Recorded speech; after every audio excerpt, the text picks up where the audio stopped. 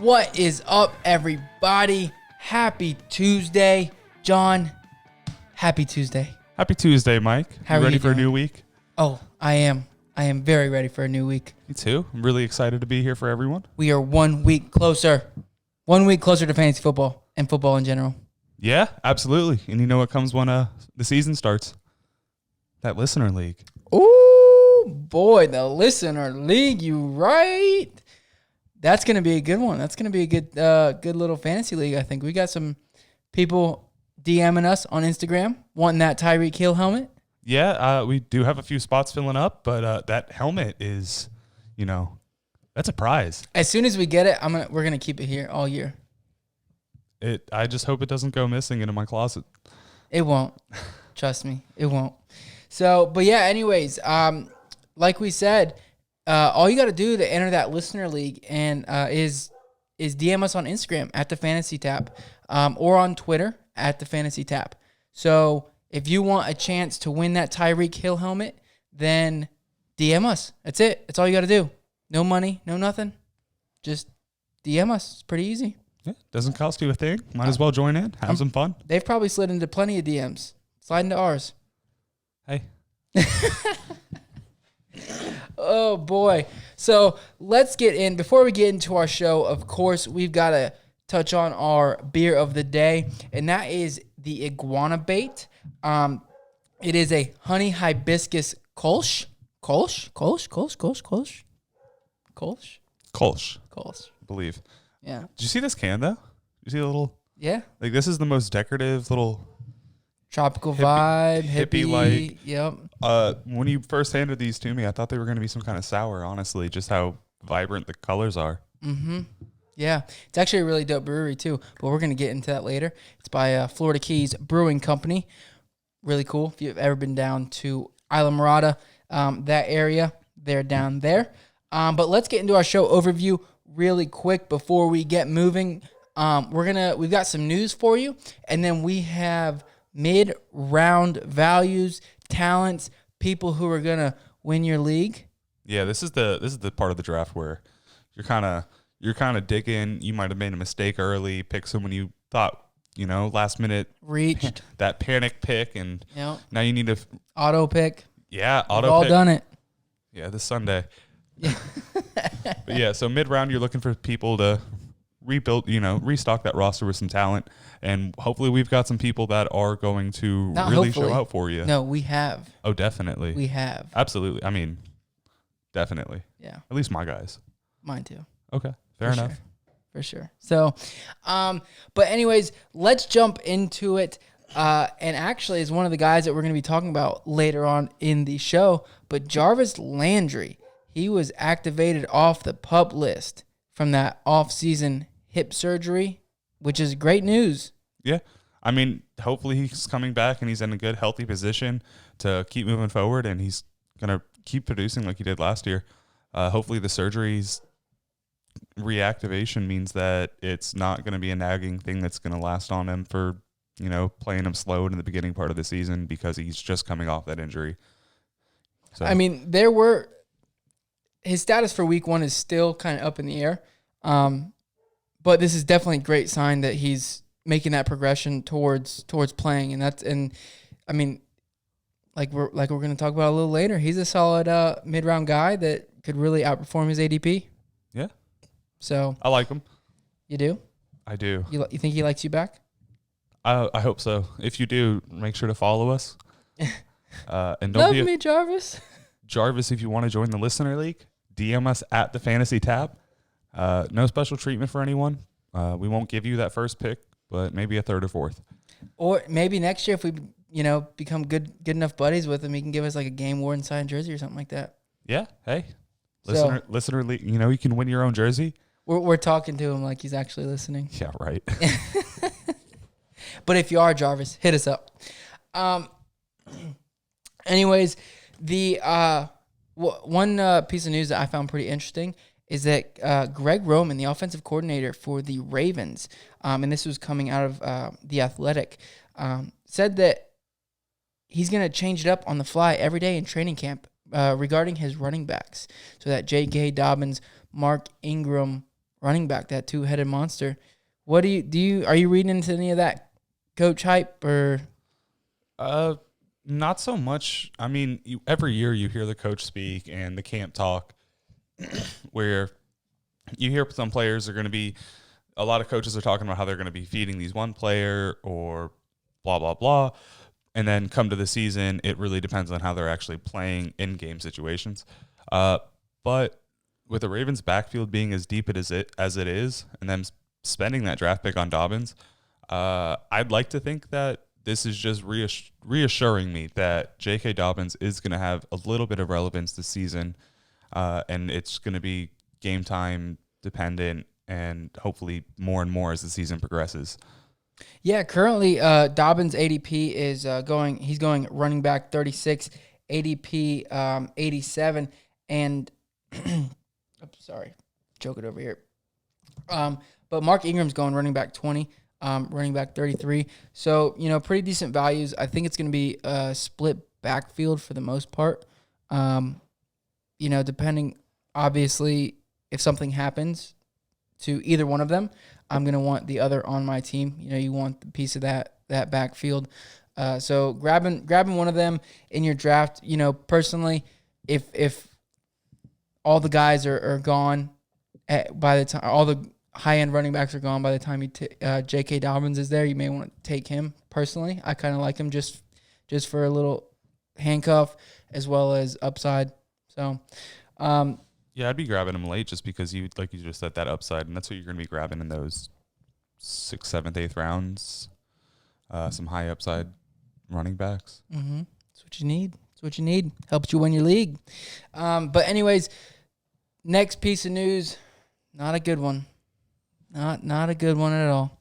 Not for anyone who was holding him. Yeah, that's true. Derrius, if you have AP. Or who he was holding. Oh.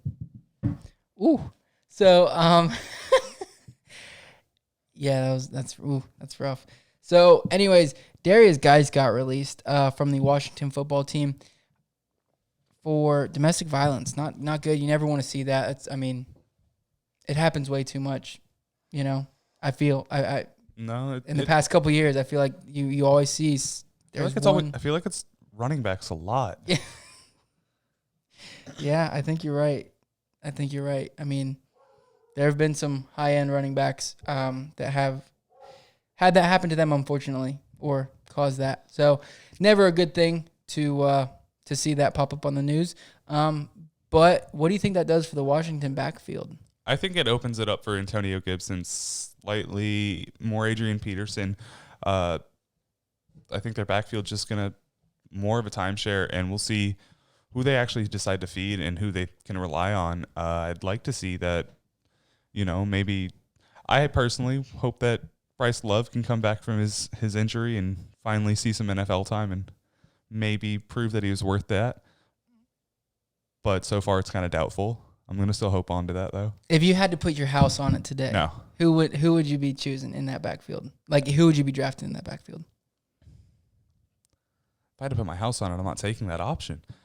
Realistically, I'm taking Adrian Peterson just because that's like a high floor, low ceiling. Not low. There's no way they're going to rely on him throughout the season. He might be reliable through the beginning part, but we'll see what happens. Yeah, no, I would agree. If I had to put money on it, I would say AP is going to be that number one. But I do like where Antonio Gibson's going. The only thing about it is Randy, their running back coach, Randy Jordan, he kind of threw a wrench in everything. He came out this week, and this is from ESPN. John Keim, don't know how to say his last name, but John Keim reported that Randy Jordan, the running back coach there in Washington, said that three things. He said, 1, Peyton Barber has every down ability. 2, he's happy, or he's glad, or how do I word this? He believes that the shortened offseason for this year is really going to help keep Adrian Peterson fresh. And then 3, he said that it's going to take time for Antonio Gibson to pick up those blitzes and diagnose the plays, learn protections and things like that. So sounds like he has a little bit of hope in Peyton Barber, you know? Yeah, and that's actually pretty surprising because it's not like Peyton Barber is someone new coming into this NFL. He's played 4 years so far, and he's gotten his fair share of attempts to run the ball and show who he is. I mean, he's had a total of 551 carries in those 4 years, and his complete average is 3.6 yards a carry. And so not very good. No, not 3.6. No, that's actually way below average. I wouldn't rely on that as my there's no way you can rely on that as a player, because as a coach, because I mean, if he's only getting you 3 yards a carry, you're going to be in 2-7. No way you want to start your drives like that. And he's only gotten 15 touchdowns. He's not a really great receiving back. So when he says he's a every down back player, I'm really feeding into that. That's totally coach speak. And he's shown who he is, and he's more of a backup / relief back. Yeah, I agree. Adrian Peterson had 4.3 yards per carry last year, and he's an old head. So exactly, and you see that's completely talent, and it's not like Adrian Peterson's on a low total attempts, so he's feeding off of like one breakaway run or anything. He's someone who's been in the league for years. Last year, yeah, he had 211 attempts. I mean, that's why he was. I mean, some people he really came through for some people in some leagues. So yeah, which he gives you that low floor out of that entire backfield. I don't you mean trust higher floor, like the. I'm sorry, he gives you that high floor, low ceiling, and so I don't trust anyone in that backfield, and I really wouldn't move. I wouldn't be taking anyone. Maybe Antonio Gibson on a flyer hope that he becomes a PPR monster, but I personally I just don't see that happening. Mm-hmm. Mm-hmm. So, anyways, that's what we got for NFL news today. Let's get into our mid-round targets. Who we're looking for, who we want to grab in those mid-rounds. So, John, you want to kick off our first player? All right. Going back to that first piece of news. Yeah. So going back to that first piece of news, like we said, and we're only moving them forward because Mike had to spoil it for you guys, but we've got Jarvis Landry, who's going to be someone you can draft in a standard league at the ADP of 78, which makes him wide receiver 32, and in PPR, wide receiver 80. ADP 80, wide receiver 33. He finished last year as the wide receiver 12 in a PPR league, and that's with 83 catches, 1,174 yards, and 6 touchdowns. And it's not like OBJ didn't play last year. He played all 16 games, only started in 15 of them. And you've got someone who was ranked 9th in targets getting drafted in as the wide receiver 32. So you're going to be getting a lot of upside. He's a huge yard after catch receiver. You saw it when he was with the Dolphins. You saw it when he was with the Browns. He's someone that if you put the ball in his hands enough times, eventually he's going to break away for big yardage. Mm-hmm. And it's not that it takes, 20 receptions for him to get that usable mark. One thing I really like about Jarvis Landry, especially in a PPR, half PPR league, he's never gone below 100 targets in his career, even his rookie year. And he's had 81 or more receptions every year as well. So, I mean, that if you're playing in a full PPR league, that's 81 points or better. And I don't see it going down this year. Actually, I might see it going a little up, closer towards that. See, personally, I think we all know that Odell Beckham's been talking about how he's coming off of some injury and he's feeling more healthy this year. So, and him and Freddie Kitchens didn't get along. There's plenty of video evidence of him and Freddie Kitchens actually screaming at each other on the sidelines. So, I personally feel like Jarvis Landry's not going to have that wide receiver 12 finish again in PPR. But even if OBJ gets another 20 targets or another 50 targets more than he did last year and Jarvis loses a handful of those, he's still someone who I would lock in as a wide receiver 2 for your team because he's going to be getting those red zone receptions. He's going to be getting those yards after catch. And he's someone who's going to be getting the ball in his hands enough to be usable. And depending on matchups, if it's an obvious super weak defense, you're going to be getting 7-8 receptions a game. And hopefully 100 yards and maybe a touchdown sprinkled in there. Mm-hmm. Yeah. So one of my other favorite little things about Jarvis Landry is last year he finished as 12th overall in receptions, 83 receptions, and the year before that, when Odell wasn't there, right? He wasn't there, correct? 2018 was Odell there? No, yeah, Yeah, he was. Yeah, you're right. He was. Yeah. So even then, he still had he still finished 13th overall in receptions at 81. And last year he had a 95.4% snap share percentage, and 52.1 of that was in 52.1% of that was in the slot. So, I mean, that just screams playing that slot receiver screams receptions. yeah. And again, receptions for him is yards. He's just a monster.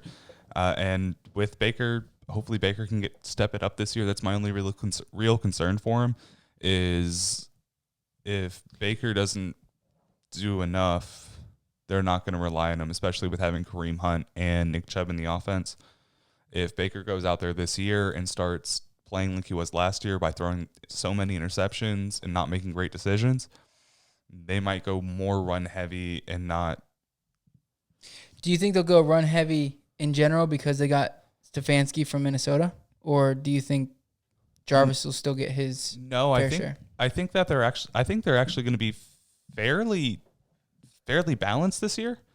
As far as right now, assuming that Baker plays well, like we saw in his rookie year that he's someone who can be an absolute monster if he makes great quarterback decisions in the backfield. So I think it's kind of going to depend on how he starts and how they can rely on him. And if they can't rely on him, then it's going to be that pass heavy. Mm-hmm. So, or I'm sorry, run heavy. Run heavy. Yeah. So, anyways, that was Jarvis. Great pickup, especially in a PPR league. Wide receiver 33. I think he's going to outperform that tremendously. I mean, he's never, other than his rookie year in Miami, he's never finished below wide receiver 18 in a PPR league and wide receiver 22 in a standard league. So, and you're grabbing him as your third, almost fourth receiver. So I get the hip is a little concerning, but he came off the PUP list. Hopefully he can get that week 1 start and climb from there. So, but anyways, let's move on to one of my favorite targets. Oh man, and I think it's because he's got the same name as me, Michael Gallup. Is that why you like him? I could see it. Could be. I could see it. Also, could be the fact that Dak Prescott threw 4,900 yards last year. I mean, that offense in general is just amazing to have. Who was it that came out the other day and said that? Was it Amari Cooper? Said that they're going to have 3 1,000-yard receivers? I don't see that. You don't see that? I don't see it happening, no.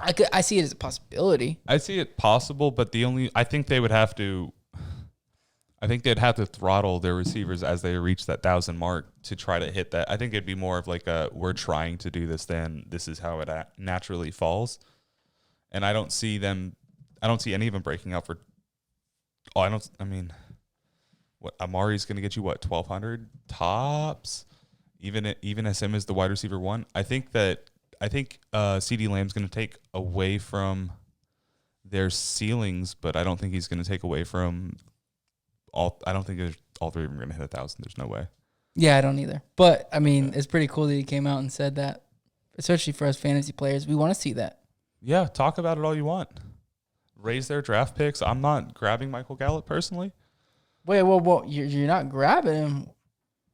Why not? I mean, he finished with over 1,100 yards last year. Kind of as we were talking. No, I think he's a great player. I personally don't trust him.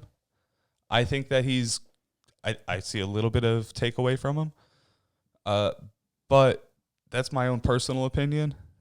And if I was to recommend him to someone, I would recommend him to other people. But personally, deep in my heart, I just have this weird nagging feeling that I can't trust him. Get it out, John.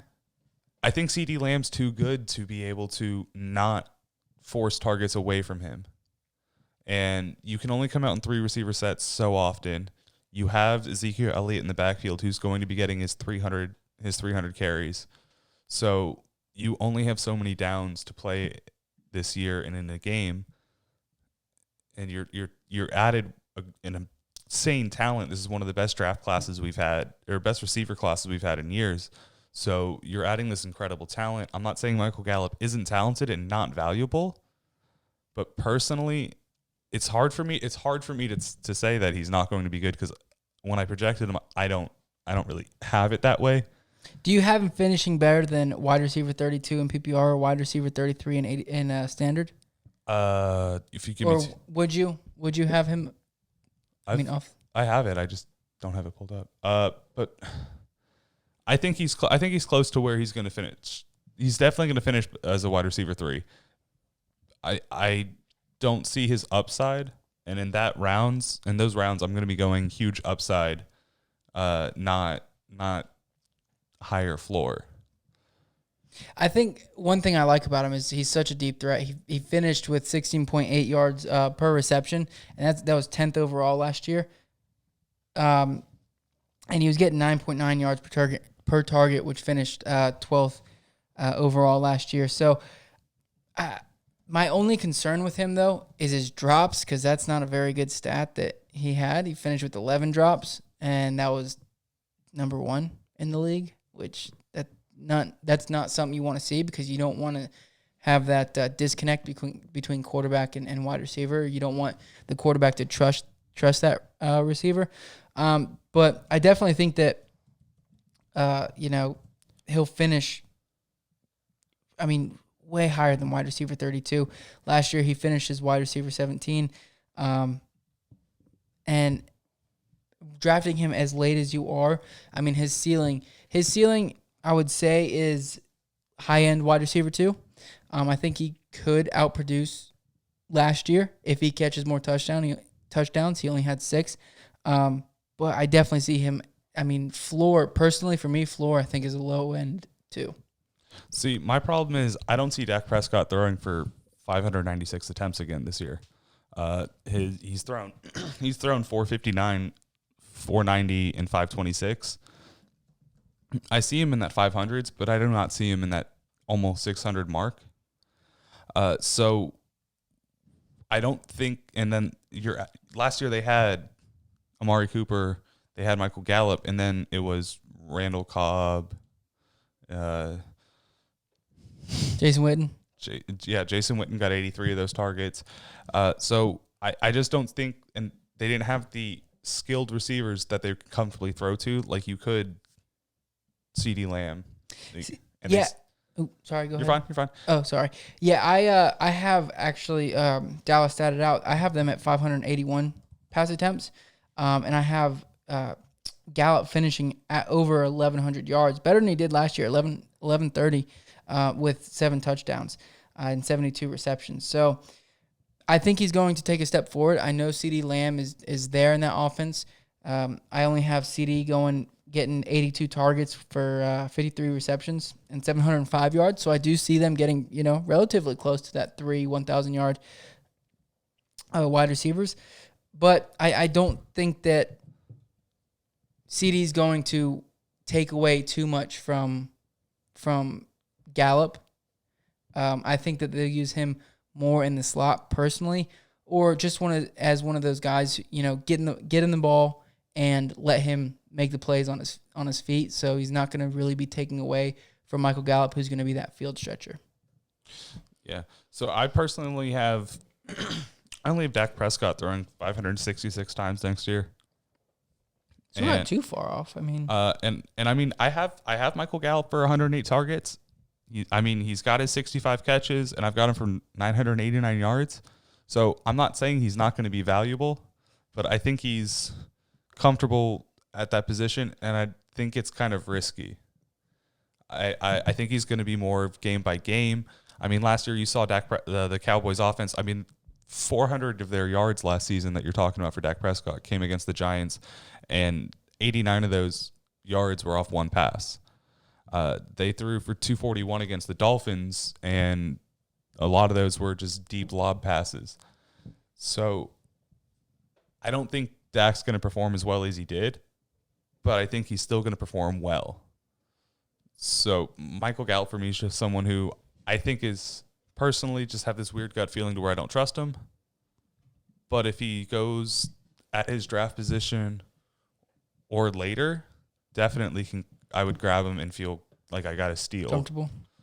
Yeah, see, I have Dak as I don't have him throwing more yards than last year. I actually have him throwing just at about 200 less. But I still have him throwing for 30 touchdowns. I think he's gonna really get those touchdowns, especially with the addition of CeeDee Lamb. But we're talking about Michael Gallup, so I think Gallup's gonna get at least one more touchdown than he did last year, and capitalize and get the same amount, or I'm sorry, more yards and more receptions as well. I think he's going to be a bigger part of that offense personally.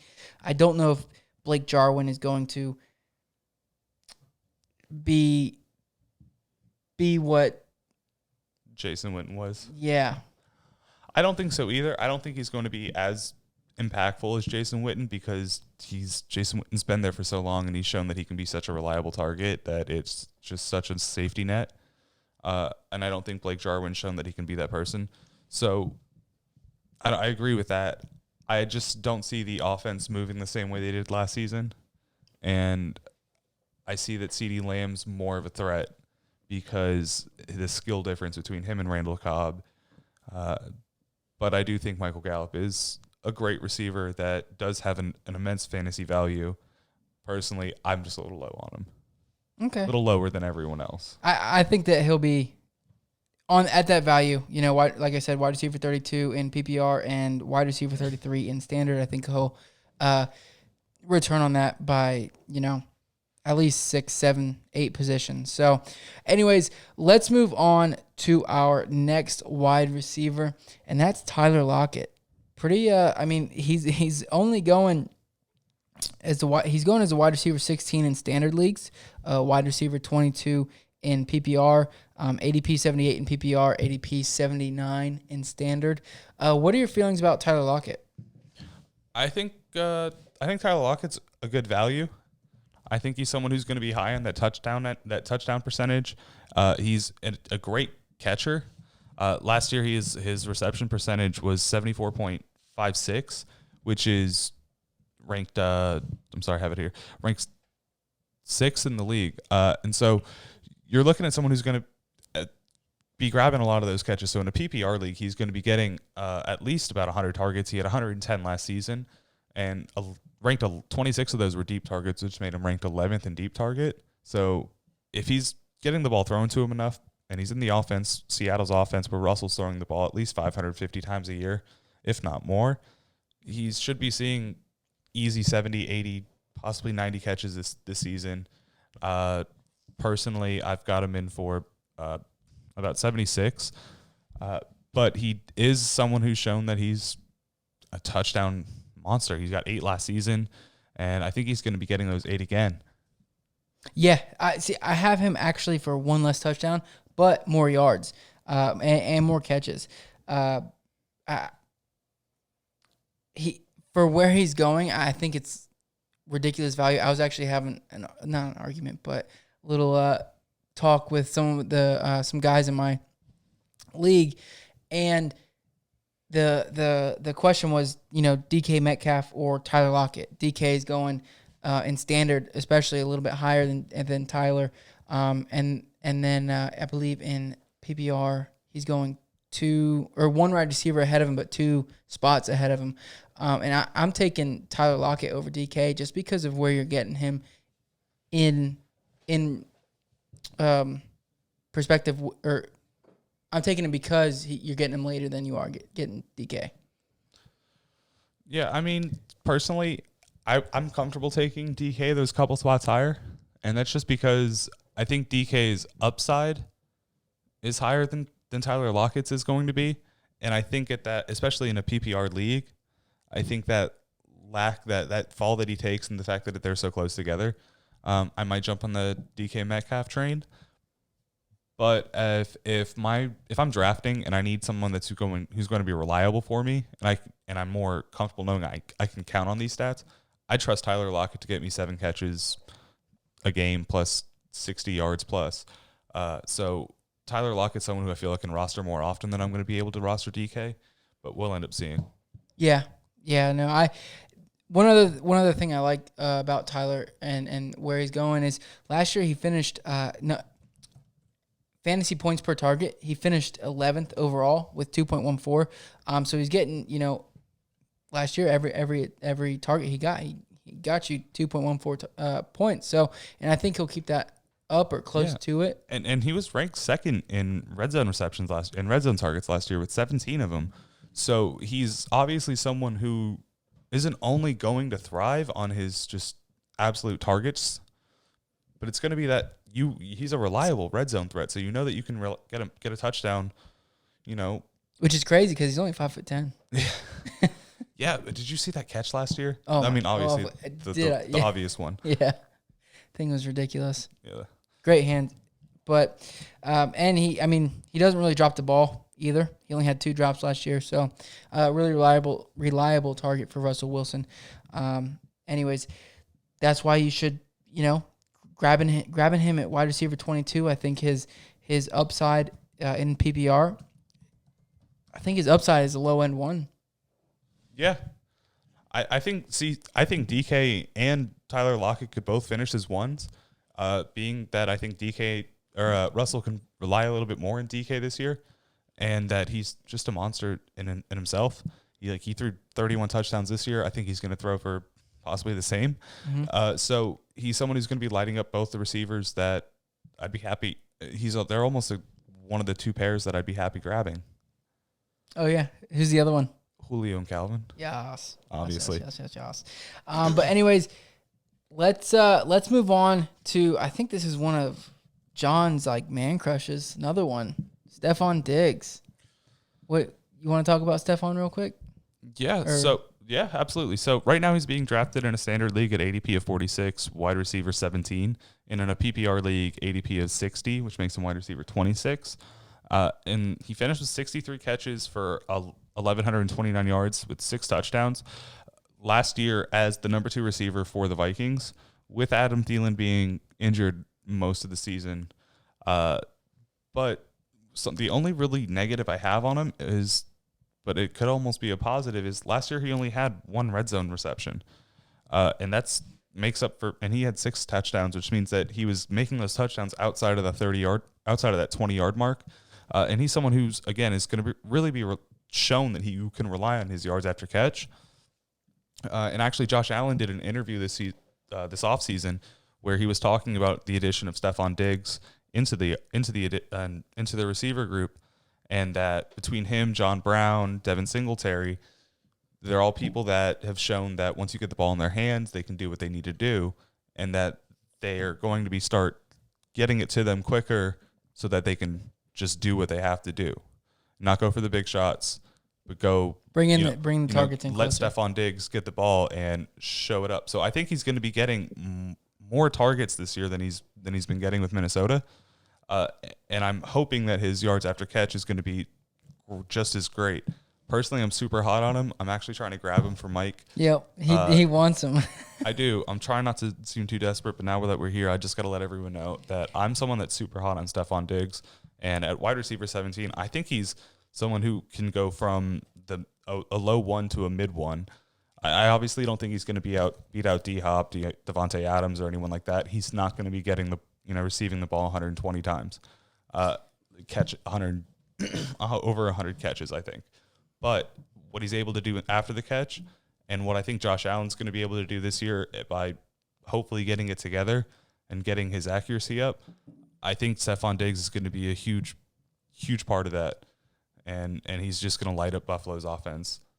Yeah, I mean, last year his yards per target was 12.1, and his yards per reception were 17.9. So I think, and that was actually he had one of his outlier seasons last year in regards to yards per reception, 17.9 yards per reception.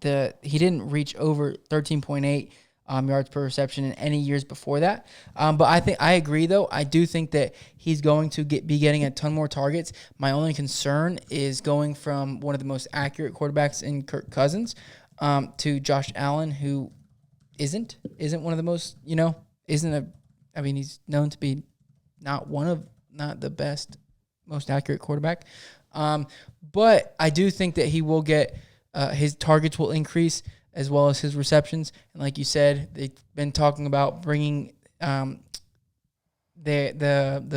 yards per the depth of target closer in, which is definitely going to help Steph on, especially in a PPR league, as well as even in a standard league. I think he could really outperform his ADP.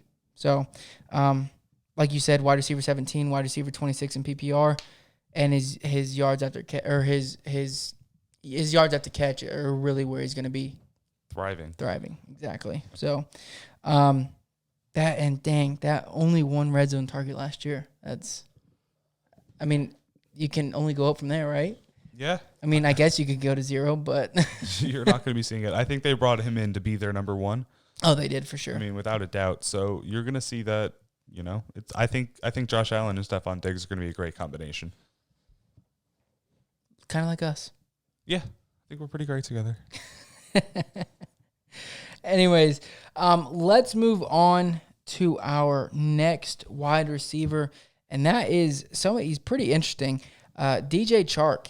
He is standard ADP 53, wide receiver 22 off the board. PPR ADP is 50, wide receiver 20. Last year, he had 73 catches for just over 1,000 yards at 1,008 and 8 touchdowns. He also had 117 targets, which was great, and he finished as 14th in deep targets. John, where do you see DJ finishing? Obviously you're drafting him as a low end 2. Do you think he's going to outperform that?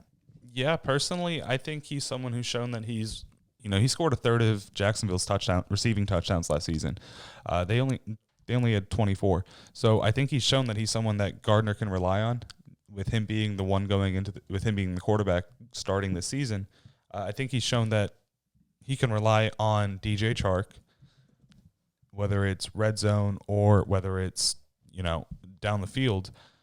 So I think he's going to be getting those targets again, and he's someone who's he's ranked in the 98th percentile in speed and 96th percentile in his speed score.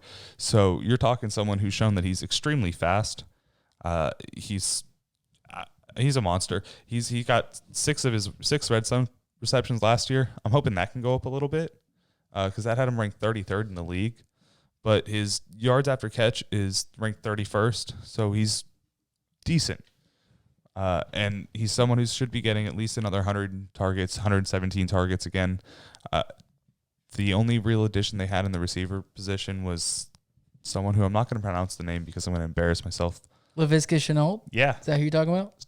Yeah. Another good thing, he had 21.1% of the team's targets last year, which is a great chunk.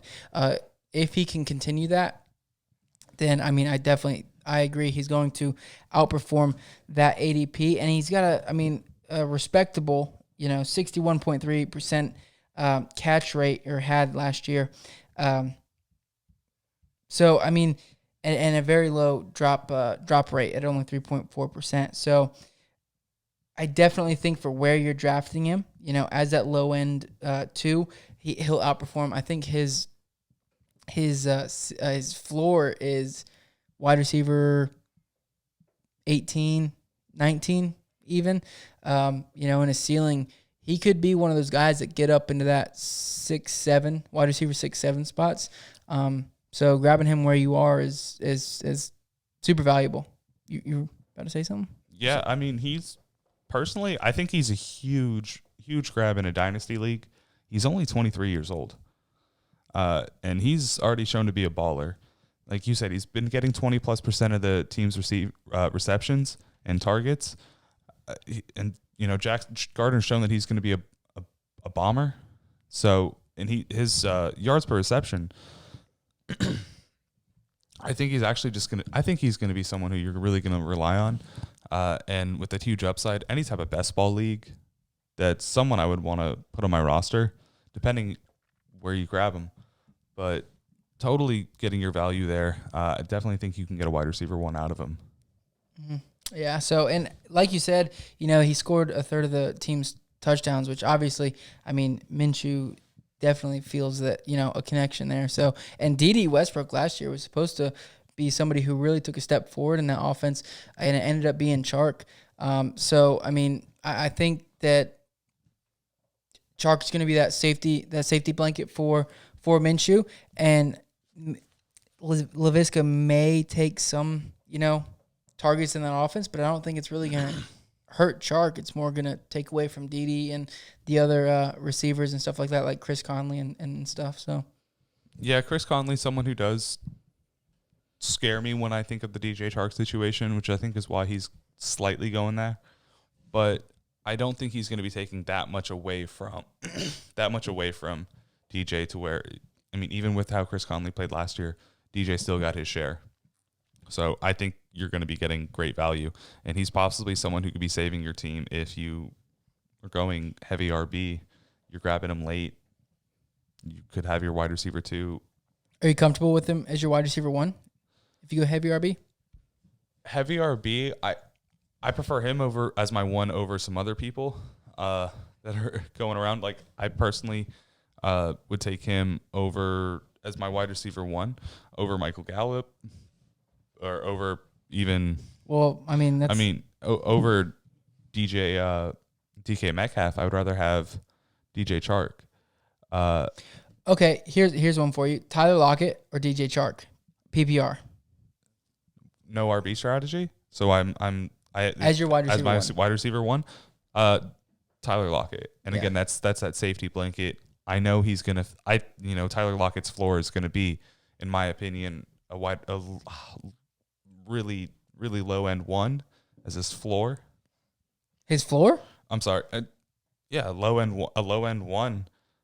I think his floor is pretty much just slightly lower than where he finished last year. And I mean, he finished as sorry, I don't have it in front of me. But I'm sorry, no, his ceiling. Okay, I was about to say. Oh, sorry. Woo. No, his ceiling, his floor is going to be a high end 2, mid end 2. So like, if that's going to be my wide receiver 1, and I'm starting to go a little riskier in the end of the draft, what I'm going to be ending up with is hopefully someone who's going to move down to my flex position, and I found 2 studs later. Okay, so I'll give you another one real quick. In a PPR league, DK Metcalf, who's going as a wide receiver 19, or DJ Chark in a PPR league? In a PPR league, I just don't see. I'm taking Chark there. You're taking Chark there? And is that just based purely on the fact that you think he's going to have more targets? That, as well as there's not going to be as much competition for his targets. You get what I'm saying? I mean, Metcalf has Lockett there in the offense. So, Metcalf Lockett almost as like an equal threat.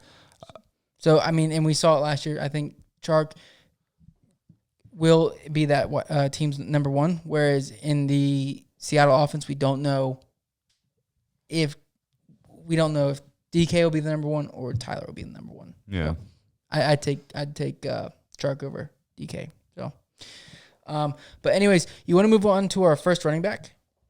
Yeah. So our first running back is actually going to be Raheem Mostert. He's standard league going ADP 52, which makes him running back 25. In a PPR league, he's going at ADP 50, running back 26. Last year, he finished with 137 carries, 772 yards, and 8 touchdowns. Had 14 catches on 22 targets for 180 yards and 2 touchdowns. He ranked, number 1 last season in breakaway run percentage, and ranked number 6 on total breakaway runs, and that's just based on his 137 carries. So he's someone who's shown that he can get out of there and really move downfield. And with Matt Breida leaving the offense, you're opening up another 127 carries with the number 1 rushing offense or the number 2 rushing offense in the league. So he's going to be getting a handful of carries. He's going to be getting opportunity. And the only real person you have to worry about is going to be Tevin Coleman, who has, someone who's going to be doing enough with the carries that he's getting to where he's not going to be falling out. But if he goes down, you're going to be seeing someone who could be getting over 200 carries this season. Should be getting 200 carries with Tevin Coleman in the offense. So he's got that opportunity. He's got that breakaway talent.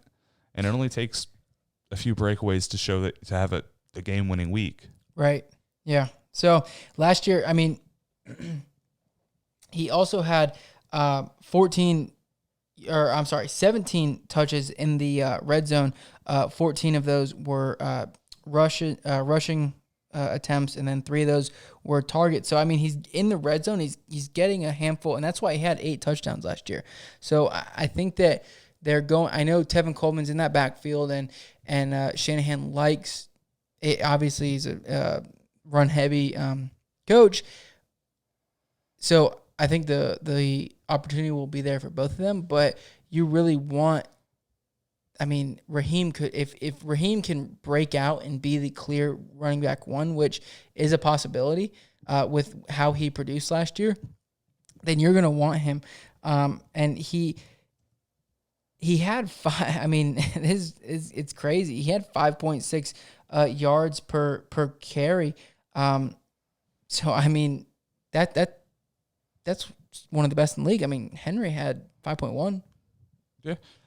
Like I said, he has that breakaway potential, and what that gives you is someone who's can easily turn a 5-yard run into 60. Right. And that's a game-winning opportunity, right? That's a week-winning opportunity as a fantasy person. Is he's someone with the amount of carries he's going to be getting in this season has that higher floor than you're used to with him, and with that more carries and that breakaway potential, his ceiling's insane. And if he does earn that true number 1 role, I could easily see that with he could easily finish as a low end 1 if he gets his touchdowns. And I mean, last year he had his 14 catches on 22 targets. And now with Burita being gone, Burita got 19 targets last season. So you would think that he's going to be getting a handful more targets. I think Jimmy G being more comfortable in this offense this season is going to make him a little more comfortable throwing the ball. I think it's possible that Raheem Mostert even gets a few more passes than he's used to on a total attempt average.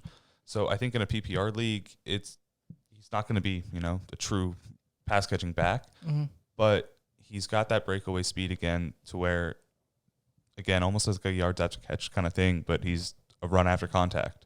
I really like his yards per attempt. I mean, he only had 137 attempts. There's only one other person in the league. He finished second overall in yards per attempt. There's only one other person in the league that finished higher, and that was Lamar Jackson. So he was the highest running back in yards per attempt wise. And I mean, putting up 8 touchdowns. Do you think that could go up? Do you think he's going to stay there at that 8 touchdown mark, or do you think he's going to go up, down, around? I mean, what do you see? What do you see Raheem doing in the touchdown totals? See, personally, I actually have him statted out for right now with how the running back situation is. I've got Raheem Mostert in for seven rushing touchdowns and 2 receiving touchdowns, but I also have him only have him in there for 172 carries and 922 yards. We're pretty close there. I actually have him going up in rushing touchdowns. I have him at 9 rushing touchdowns, 176 attempts for 951 yards, and 2 receiving touchdowns as well. So I mean, pretty similar. 159 receiving yards, but I do have him going up in that rushing touchdown total. I think he's going to get the majority of the goal line work there. Yeah. So, anyways, that's it for Raheem. I mean, you're grabbing him so late. Would you be comfortable with him as your running back 1 in a 0 RB strategy? Because I think he's been a lot of people's targets in that strategy. Yeah, I think I would, just because, like I said, he has that upside, and he's going to be coming into an offense where he's going to be getting more total carries. So I think he's reliable. Yeah, he's my target. If I'm going 0 RB, like full 0 RB, I'm waiting till Raheem's there, pretty much for my RB. I mean, he's my target. If I don't get him, then it's gonna be a rough season. But I think he could really take over that backfield, or has the potential to. And grabbing him as running back 25 in standard and 26 in PPR, I mean, he's gonna way outperform that. I'm probably closer to that 16, 17 range, or higher. His ceiling's definitely higher. So, but anyways, let's get into our last running back. We only got 2 running backs today, but Kareem Hunt. You like him this year?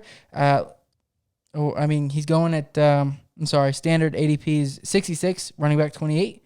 PPR, he's going ADP 54, and running back 27. Last year, he was suspended for 8 games, but he had 43 touches, 179 rushing yards, 2 rushing touchdowns, 37 receptions on 44 attempts, or 44 targets, and 285 receiving yards with 1 touchdown. Do you like him this year? Honestly, yeah, I'm super hot on him. Personally, last year on that 8-game suspension, he finished as the running back 47 in a PPR league. Mm-hmm. So with 8-game suspensions, he's already going at less of a value than he did last season. I'm sorry, at about half that value. And so I think he's someone who we've seen when he was with Kansas City. He's someone who can put up 40 points a game. When he's in a great offense. And the offense that the Browns have moving forward is they have talent all around the board with a good coach. Especially towards the running back. Especially towards the running backs. I mean, both the receivers are great. Their tight end group is great. They've got Austin Hooper and David Njoku. Derek. But if Baker Mayfield's my real only question, and OBJ are really my only question marks in that offense. So with a great offense, I think we've seen Kareem Hunt be able to thrive, and he's been sitting in meetings with the receiver group during the offseason. Mm-hmm. So in PPR leagues, he's going to be getting those receptions. Go ahead. You're good. Oh, I was just going to bring up the fact that if you gave him 16 games last year, he would have finished at the pace he was going. In a PPR league, he would have finished as a running back 18, half PPR, running back 22, and then in standard 29. So, about where he's going right now. But, in a PPR league, he's way returning on his value. Like I said, he's going PPR running back 27, and last year he would have finished 18, low end 1, so or mid-tier 2, I apologize. And like you said, their wide receiver coach said that that he's been sitting in on virtual meetings with their wide receivers. So not only will he get, maybe a few touches in the backfield from he's not going to really take away from Chubb because we saw that last year, but he'll get a few touches, but he's also going to be, catching the ball in the backfield. And then if he lines up as a wide receiver, like as their slot wide receiver or as their wide receiver 3, his value, he'll skyrocket. And something else about him is, like you just said, with Chubb in the offense, he's not taking away really from Chubb's rushing attempts, but he's also a handcuff for Chubb. Yeah. And so with that pick, you're grabbing a handcuff who's still got insane value. Yeah. Especially with the amount of receptions. You give him that 16-game season, he's going to have 72 receiving receptions. That's 72 points just by himself. And so 550 yards, two touchdowns, you're talking, pretty high upside. Yeah. So with that handcuff ability and the COVID and everything, in a redraft league, I'm grabbing Kareem Hunt comfortably. In a 0 RB strategy, I'd be the happiest man on earth if I'd be able to grab him at RB 28. Not as your running back 1 though, right? Because I don't know if I would be comfortable with him being my running back 1. See, I'm kind of curious. I'm right on the fence with that, and that's really just because I'm not sure if the fact of his lack of rushes, he only had 43 carries last season. I don't know if that's due to, if that's going to change with him being there with the offseason and him getting more receptions this year. It'd be crazy to think that he could get 100 catches.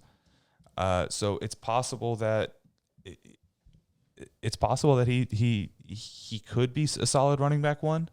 But that 0 RB strategy, I'd kind of want more upside. But RB2, I'm super happy. Yeah, RB2 definitely. So, Anyways, that's it. Those are our mid-round targets. I think they are, some great players that, if especially some of the receivers, if you're going a heavy RB strategy, which I'm starting to look into more this year, those guys could finish as your, running back, or I'm sorry, your wide receiver ones. Mm-hmm. Same with the running backs. So, Raheem could definitely finish as a one. Kareem also could fit, if barring injury to Chubb, if something happens to him.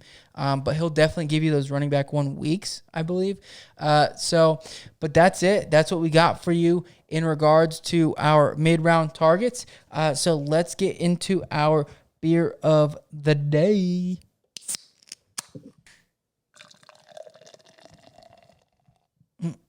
So good, so good. Anyways, we had, like we said earlier, the Iguana Bait Honey Hibiscus Kolsch.